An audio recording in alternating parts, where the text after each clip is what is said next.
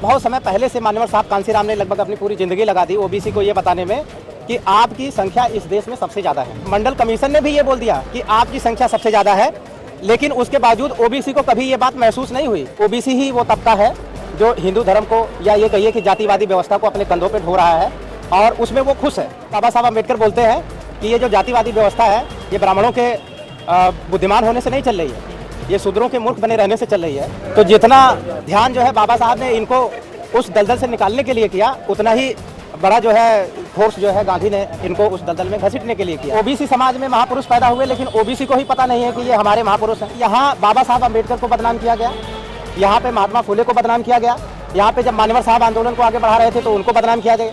आज बहन जी को बदनाम किया जाता है, बी टीम सी टीम पता नहीं क्या क्या बताया जाता है।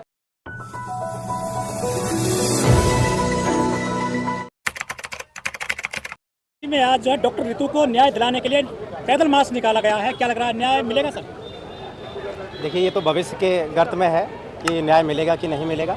हाँ, लेकिन जब तक जातिवादी व्यवस्था रहेगी तब तक न्याय मिलना संभव नहीं है।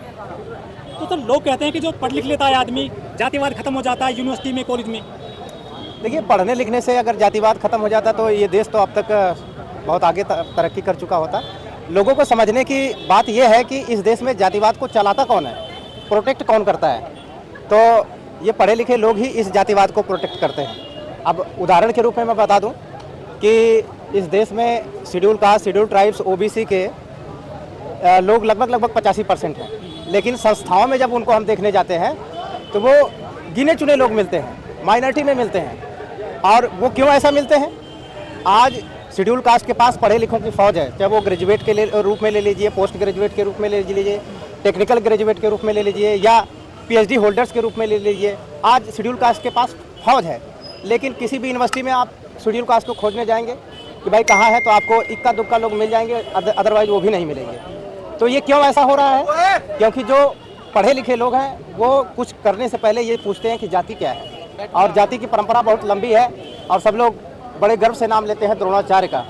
तो हमें समझना चाहिए कि जब द्रोणाचार्य जैसे आदमी को अपनी जाति का के बारे में पता है और दूसरे की जाति के बारे में वो खबर लेता है, तो उसकी परंपरा को निभाने वाले कैसे जाति भूल जाएंगे। तो ये हमें ध्यान रखने की ज़रूरत है। इसलिए जातिवाद जो है ये पढ़े लिखों की बीमारी है, ये अनपढ़ गवार मजलूम की बीमारी नहीं है। लेकिन सर हायर एजुकेशन में जब नौकरी की बात करते हैं स्कूल कॉलेज में यूनिवर्सिटी में, तो मोस्टली लोग कहते हैं कि क्वालिफाइड नहीं है, नॉट सूटेबल है, नॉट क्वालिफाइड है। भाई यूनिवर्सिटी में वो आया, अगर नॉट क्वालिफाइड है तो वो आया कैसे?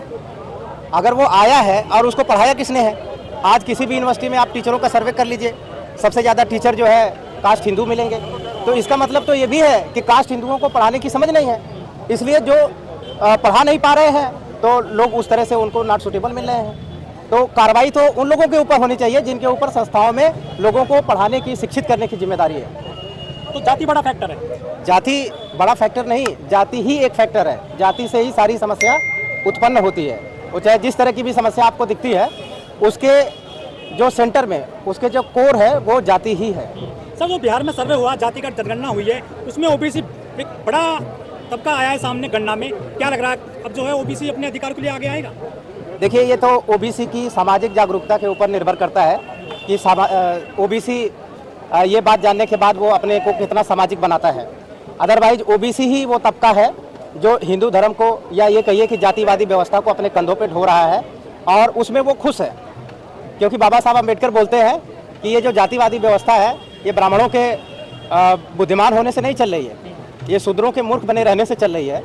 तो अब ये ओबीसी के पास है। और दूसरी बात ये भी है कि बहुत समय पहले से मान्यवर साहब कांसीराम ने लगभग अपनी पूरी ज़िंदगी लगा दी ओबीसी को ये बताने में कि आपकी संख्या इस देश में सबसे ज़्यादा है। और मंडल कमीशन ने भी ये बोल दिया कि आपकी संख्या सबसे ज़्यादा है, लेकिन उसके बावजूद ओबीसी को कभी ये बात महसूस नहीं हुई कि उसकी संख्या सबसे ज़्यादा है। आज वो आंकड़ा आया है, बिहार सरकार ने, उसका धन्यवाद है बिहार सरकार का कि आंकड़ा जारी किया है। अब ओबीसी को ये महसूस होने लगा है कि उसकी संख्या वास्तव में सबसे बड़ी है। तो जो मान्यवर साहब ने सबसे पहले बता दिया था, अब वो बात हकीकत होने लगी है। और मुझे लगता है कि जो मान्यवर साहब ने सपना देखा है बहुजन समाज का, वो भी अब हकीकत बनना चाहिए।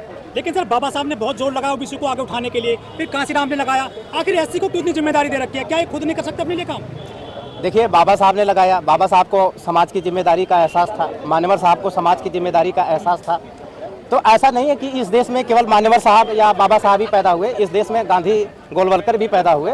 तो जितना ध्यान जो है बाबा साहब ने इनको उस दलदल से निकालने के लिए किया, उतना ही बड़ा जो है फोर्स जो है गांधी ने इनको उस दलदल में घसीटने के लिए किया।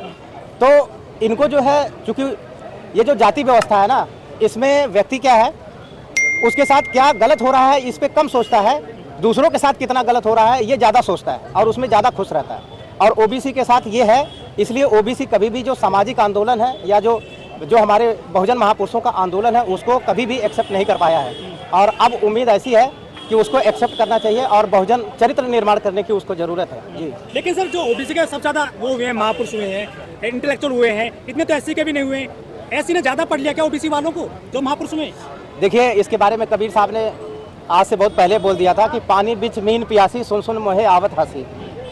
तो ओबीसी समाज में महापुरुष पैदा हुए, लेकिन ओबीसी को ही पता नहीं है कि ये हमारे महापुरुष हैं। और इसके कारण महापुरुष पैदा होने के बावजूद भी ओबीसी की जो सामाजिक हालत है, जो आर्थिक हालत है, जो राजनीतिक हालत है, जो धार्मिक हालत है, आप देख सकते हैं कि वो इस समाज में किस हैसियत के साथ रहता है। तो कारण यही है कि उसके तो वो पानी के अंदर है लेकिन वो प्यासा है। क्यों? क्योंकि उसको पहचान नहीं है कि उसके समाज के महापुरुष उसके लिए क्या करना चाहते हैं, और वो दूसरों के साथ जो है, दूसरों की गुलामी में ही अपने को बहुत खुश महसूस कर रहा है। लेकिन सर एससी में जो अत्याचार करता है लाठी से, वो ओबीसी करता है, और जो एससी है उसके अधिकार की बात कर रहा है, आप जैसे लोग खड़े हो गए उनके लिए।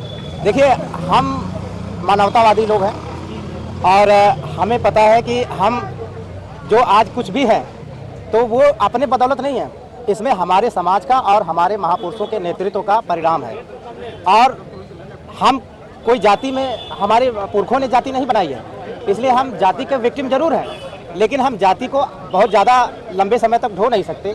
और उस दशा में तो बिल्कुल नहीं ढो सकते जब हमें ये बात पता चल जाए कि हमारा सामाजिक वजूद क्या है, हमारा इतिहास क्या है। और हमारे महापुरुषों ने ये बात समझा दी है कि कैसे ही हमारे ही समाज के लोगों को मनुवादियों ने जाति में अलग कर दिया है और अलग करके हमको कमज़ोर कर दिया है। तो जब हमको ये बात पता चल चुकी है तो ये हमारा नैतिक कर्तव्य है कि जो लोग ये बात नहीं जानते हैं उनको बताई जाए और उनको भी सामाजिक बनाया जाए और मनुवाद से बाहर या मनुवादी जो षड्यंत्र है उससे उनको निजात दिलाई जाए। ओबीसी के पास में खेत खलियान है, मजबूत है वो तन बल धन से, क्या उनको आरक्षण की जरूरत है? लग रहा है आपको जिस तरह से क्रिमिनल बना गया तो उसी में आपको लगता है डिमांड उठेगी? जिस तरह से आंकड़े आए हैं बिहार में सबसे ज़्यादा ओबीसी जाति बताई गई है। देखिए, ये जो भ्रांति है ये मनुवादी मीडिया, जातिवादी मीडिया ने सबके सामने फैलाई है कि ओबीसी बड़ा मजबूत है। हाँ, ओबीसी की 2-4 जातियाँ जरूर मजबूत हैं, लेकिन अगर आप ओबीसी को अगर पूरे तौर पे देखेंगे तो 2-4 जातियों को छोड़ के बाकी ओबीसी की हालत जो है वो शेड्यूल कास्ट, शेड्यूल ट्राइब के जैसी ही है। जो थोड़ी बहुत संपत्ति है इस देश की, जब पूरी संपत्ति का हम ब्यौरा लेंगे तो उसमें ओबीसी के पास 20 से 22% की संपत्ति है, और भी 2-4 जातियों के बीच में है। और उन्हीं 2-4 जातियों का हमेशा जातिवादी जो सवर्ण है, जो हिंदू हैं, वो हमेशा उसी की बात करेंगे कि ये ओबीसी के हैं, ये ओबीसी के हैं, बाकी की बात नहीं करेंगे। तो हमें ये समझने की बात है कि कैसे 2-4 लोगों को सामने रख के पूरे ओबीसी समाज को गुमराह किया जाता है, पूरे समाज को ओबीसी के खिलाफ किया जाता है और उनका जो वाजिब हक है उससे उनको लेने से वंचित किया जाता है। ये जो षड्यंत्र है जातिवादी मीडिया का, उसको हमें समझने की जरूरत है। सर, कुछ लोग ये कहते हैं कि एससी में तो जाटव ने सबसे ज़्यादा आरक्षण ले लिया और ओबीसी में यादव ने सबसे ज़्यादा आरक्षण ले लिया, इसके पीछे क्या लॉजिक मानते हैं आप? नहीं, कौन लोग कहते हैं ये? आंकड़े सर ऐसे आते हैं, सरकारी नौकरी में सबसे ज़्यादा हैं ये जाटव और यादव, ओबीसी में यादव और एससी में जाटव। चलिए, मैं आपसे पूछता हूँ कि जो केंद्र को चलाने वाले सेक्रेटरी हैं उसमें कितने जाटव हैं, कितने यादव हैं? तो आप क्या कोई बता सकता है? जो 114 सेक्रेटरी इस देश को चलाते हैं उसमें कितने जाटव हैं, कितने यादव हैं? बदनाम तो सर यही करते दोनों जातियाँ। मैं वही तो कह रहा हूँ कि यहाँ बाबा साहब अम्बेडकर को बदनाम किया गया, यहाँ पे महात्मा फुले को बदनाम किया गया, यहाँ पे जब मान्यवर साहब आंदोलन को आगे बढ़ा रहे थे तो उनको बदनाम किया गया। आज बहन जी को बदनाम किया जाता है, बी टीम, सी टीम, पता नहीं क्या क्या बताया, उनके ऊपर पता नहीं कितने आरोप लगाए जाते हैं, ईडी, सीबीआई, पता नहीं। तो ये बदनाम जो बाबा साहब अम्बेडकर कहते थे कि जो मनुवादी मीडिया जिसको बदनाम करती है वो उन्हीं को बदनाम करती है जो अपने समाज के लिए संघर्ष करता है। तो ये हमें याद रखना चाहिए कि जिन जातियों को बदनाम किया जाता है इसका मतलब वो जातियाँ अपने समाज के लिए संघर्ष कर रही हैं।